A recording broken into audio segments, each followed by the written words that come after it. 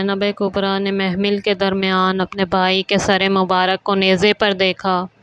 حضرت زینب نے شدت غم کی وجہ سے اپنی پیشانی کو محمل پر مارا، جس کی وجہ سے بی بی کے زخم سے دوبارہ خون بہنے لگ گیا، اور شاید یہ زخم کوفے میں کسی کے پتھر مارنے کی وجہ سے ہوا ہو۔ اس کے بعد غم و حزن کے ساتھ اپنے بھائی کے سر مبارک کی طرف رخ کر کے اس طرح مرثیہ پڑھا: اے نیا چاند کہ ابھی تو کمال کو نہیں پہنچا تھا کہ تجھ کو گرہن لگ گیا اور تو چھپ گیا۔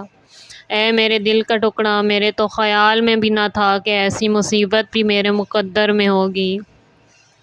اے بھیا، اپنی چھوٹی بیٹی فاطمہ سے ذرا بات تو کرو کہ جو تجھے بار بار دیکھتی ہے اور تیرے سر کے قریب آتی ہے، تاکہ اس کا دل بہل جائے اور کچھ تسلی آ جائے۔ بھیا، تمہارا مہربان دل کیوں ہمارے لیے نامہرباں ہو گیا؟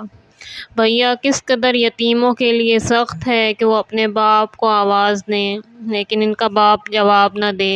بھیا کاش کہ تم امام سجاد کو یتیموں کے ساتھ قید ہوتے وقت دیکھتے، ان میں جواب دینے کی طاقت بھی نہیں تھی۔ جب اس کو ظالم تازیانے مارتے تھے اور اذیت دیتے تھے تو تجھ کو پکارتے تھے اور آنکھوں سے آنسو جاری ہو جاتے تھے اور کہتا تھا: بابا، سجاد کی پسلیاں ٹوٹ گئیں، میرے چچا غازی کو بلاؤ۔ اے بھیا، میرے سجاد کو ذرا اپنی گود میں لے لو تاکہ اس کے ٹوٹے دل کو سہارا مل جائے۔ میرا سجاد پھوپھی پر مظالم برداشت نہیں کر سکتا۔ اگرچہ اہل بیت نبوت پر سخت مصیبتیں پڑیں لیکن امام کے ہدف اور قیام کے فلسفے کو کسی وقت بھی فراموش نہ کیا۔ ہر موقع پر دلیل کے ساتھ یزیدیوں اور بے وفا لوگوں کے خلاف اظہار کیا اور حسین کی مظلومیت کا اظہار کیا۔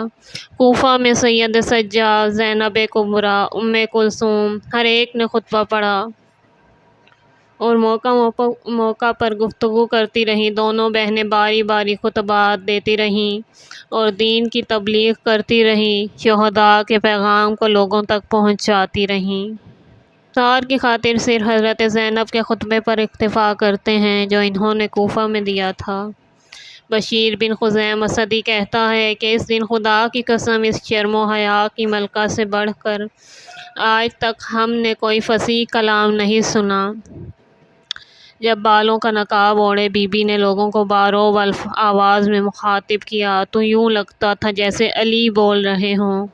لگتا تھا کہ علی کی زبان سے الفاظ نکل رہے ہیں اور علی جیسا لہجہ تھا، اور اپنے ہاتھ کے ساتھ لوگوں کی طرف اشارہ کرتے ہوئے فرمایا: خاموش ہو جاؤ۔ لوگوں کے سانس بند ہو گئے، سواریوں کی گردنوں میں جو گھنٹیاں تھیں وہ بھی رک گئیں۔ اس وقت فرمایا: تمام تعریفیں خدا کے ساتھ مخصوص ہیں اور درود میرے نانا محمد صلی اللہ علیہ وآلہ وسلم اور اس کی پاک اور برگزیدہ اولاد پر۔ اے کوفہ کے لوگو، حیلے اور بے وفائی کرنے والوں، ہماری حالت پر گریہ کرتے ہو۔ تمہارے آنسو خشک نہ ہوں اور تمہارا نالہ ختم نہ ہو۔ تمہاری مثال اس عورت کی طرح ہے کہ جو کاٹنے کے بعد اس کو کھول دے۔ تم میں کون سی فضیلت پائی جاتی ہے سوائے بیہودگی، خود ثنائی اور آلودگی کے، اور کینے سے بھرے ہوئے سینے کے علاوہ تم میں کیا ہے؟ ظاہر میں کنیزوں کی طرح چاپلوسی کرتے ہو اور باطن میں چغل خوروں کی طرح دشمنی کرتے ہو، یا جیسے اس سبزی کی طرح کہ جو نامناسب جگہ پر اگی ہو، یا اس چاندی کی طرح جس سے مردے کی قبر کو زینت دی گئی ہو۔ جان لو کہ تم نے اپنی آخرت کے لیے ایک بدترین کردار انجام دیا ہے۔ اب تم ہمیشہ کے لیے خدا کے غضب و عذاب میں مبتلا رہو گے۔ کیا اب تم گریہ کرتے ہو اور گریہ کے لیے فریاد بلند کرتے ہو؟ ہاں، خدا کی قسم زیادہ رویا کرو اور کم ہنسو، کیونکہ تم نے اپنے دامن کو ننگ و عار کے ساتھ آلودہ کیا ہے۔ اس کو کسی حالت میں بھی نہیں دھو سکتے ہو، کیونکہ تم اپنے دامن سے خاتم نبوت اور معدن رسالت کے فرزند کے خون کو ہرگز نہیں دھو سکتے، جو اہل بہشت کے جوانوں کا سردار ہے اور نیک لوگوں کو پناہ دینے والا ہے۔ اور تمہارے لیے مصیبت کے وقت سہارا ہے، اور جو بلند پناہ گاہ ہے کہ جو تمہارا بزرگ اور تمہارے قوانین کا رہبر ہے۔ وائے ہو تم پر اے کوفہ کے لوگوں، کیا تم جانتے ہو کہ رسول خدا کے جگر کو تم نے کاٹا ہے، اور کس پردہ نشین کو تم نے ان کے حرم سے کھینچ کر باہر نکالا ہے، اور کس قسم کا خون تم نے بہایا ہے، اور کس احترام کی تم نے ہتک کی ہے۔ مسلم ہے کہ یہ کام بہت بڑا سخت ہے، ناجائز اور شرم آور ہے کہ جس نے زمین اور آسمان کو ہلا دیا۔ میرے لیے تعجب کا مقام نہیں ہے کہ آسمان اس واقعے میں خون کی بارش برسائے۔ وہی آخرت کا شکنجہ سب سے زیادہ عار ہے، کوئی بھی تمہاری مدد نہیں کرے گا، اور تمہیں جو مہلت دی گئی ہے اس سے استفادہ نہیں کر سکو گے۔ تمہاری جلدی سے خدا کو جلد باز قرار نہیں دیا جا سکتا، اور وہ انتقام کے فوت ہونے سے نہیں ڈرتا ہے۔ خدا ہماری اچھائی اور تمہاری برائی کے درمیان فیصلہ کرنے والا ہے۔ راوی کہتا ہے کہ خدا کی قسم میں نے لوگوں کو دیکھا کہ حیران اور سرگرداں رو رہے تھے، اور حیرت کی وجہ سے انگلیوں کو دانتوں کے ساتھ کاٹتے تھے۔ میں نے ایک بوڑھے مرد کو دیکھا کہ قریب کھڑا تھا، اس قدر رو رہا تھا کہ اس کی داڑھی تر ہو گئی تھی، اور کہتا تھا میرے ماں باپ آپ پر قربان ہو، تمہارے بوڑھے ہمارے بوڑھوں سے بہتر، اور تمہارے جوان ہمارے جوانوں سے بہتر، اور تمہاری عورتیں ہماری عورتوں سے بہتر ہیں۔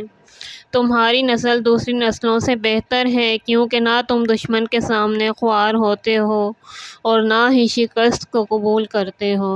امام سجاد نے فرمایا پھوپھی جان خاموش ہو جاؤ کہ جو باقی ہیں وہ گزشتہ لوگوں سے عبرت حاصل کریں۔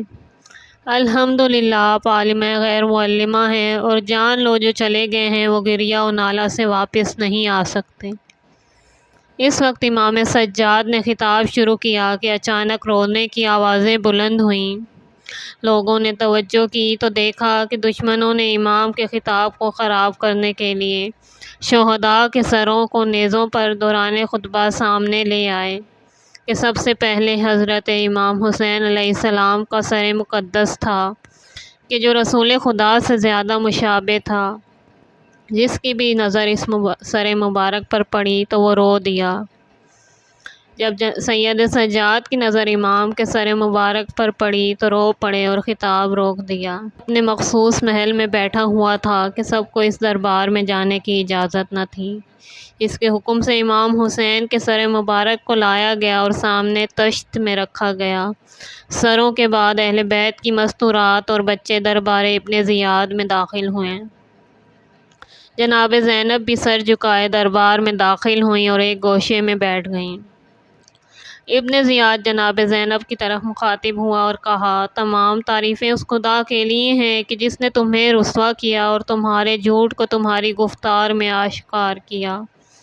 جناب زینب نے اس کے جواب میں فرمایا رسوا صرف فاسق لوگ ہوتے ہیں اور بدکار ہمیشہ جھوٹ سے کام لیتے ہیں، اور ہم سب اہل بیت رسول ہیں۔ ہم میں کوئی تمہارے جیسا نہیں ہے کہ جو فسق کریں اور جھوٹ بولیں۔ ابن زیاد نے کہا کہ تم نے دیکھا کہ خدا نے تمہارے بھائی کے ساتھ کیا کیا؟ جناب زینب نے فرمایا اچھائی کے سوا کچھ نہیں دیکھا۔ یہ وہ افراد تھے خدا نے مقام شہادت کو جن کا سرنوشت قرار دیا، اس لیے وہ اپنی خوابگاہ کی طرف عدل اور انصاف کے لیے جلدی روانہ ہو گئے، اور خداوند تعالیٰ جلد از جلد انہیں اور تمہیں اکٹھا کرے گا تاکہ تمہارے اوپر مقدمہ کرے، پھر دیکھنا کہ کون سچا اور کون جھوٹا ہے۔ تیری ماں تیرے گریے میں بیٹھے ہے مرجانہ کے بیٹے۔ ابن زیاد جناب زینب کے آتش باد خطاب سے اس حد تک غضبناک ہوا کہ جناب زینب کے قتل کرنے کا ارادہ کیا۔ عمر بن حریث اس مجلس میں حاضر تھا۔ اس نے ابن زیاد سے کہا یہ تو ایک عورت ہے، عورت کی گفتگو پر سزا نہیں دینی چاہیے۔ ابن زیاد نے اپنے غصے کو پینے کے لیے اور کم کرنے کے لیے جناب زینب سے کہا خدا نے حسین اور قانون شکن افراد کو قتل کر کے میرے دل کو شفا بخشی ہے۔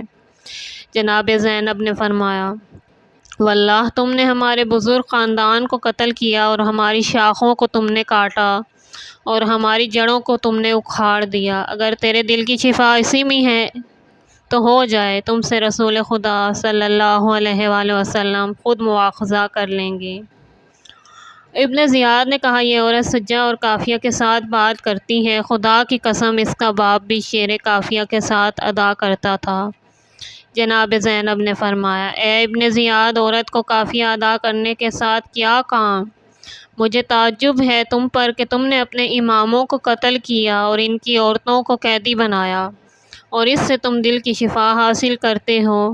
کیا تم سے خدا حساب نہ لے گا؟ اس کے بعد ابن زیاد امام سجاد کی طرف متوجہ ہوا اور کہا، تو کون ہے؟ امام سجاد نے فرمایا کہ میں علی ابن الحسین ہوں۔ ابن زیاد نے کہا، مگر اس کو تو خدا نے قتل کر دیا۔ امام نے فرمایا، علی اکبر نام کا میرا ایک بھائی تھا کہ لوگوں نے اس کو قتل کیا ہے۔ ابن زیاد نے کہا، بلکہ خدا نے اس کو قتل کیا ہے۔ امام سجاد نے فرمایا، اللہ موت کے وقت ارواح کو قبض کرتا ہے۔